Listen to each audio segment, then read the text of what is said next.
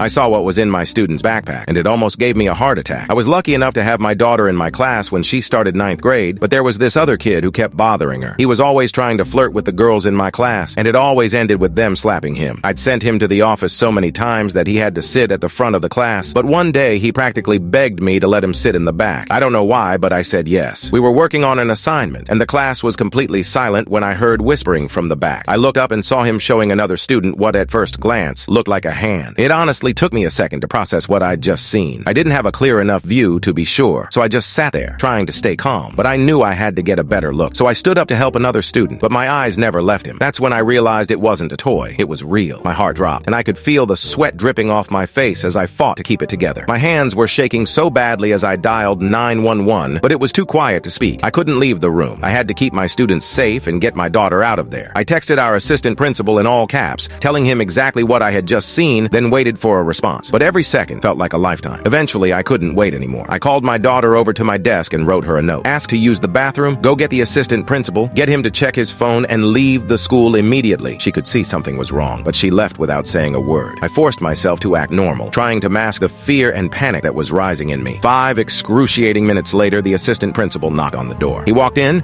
chatting with the students like nothing was wrong. I could see the other kids catching on, though. They could feel the tension in the air. Eventually, he asked the boy to come out into the hall with him. The few seconds it took for him to walk by my daughter to the door were the longest moments of my life. As soon as he stepped outside, he was tackled to the ground. It turned out he had planned to use it on another student during lunch. Since that day, I've homeschooled my daughter.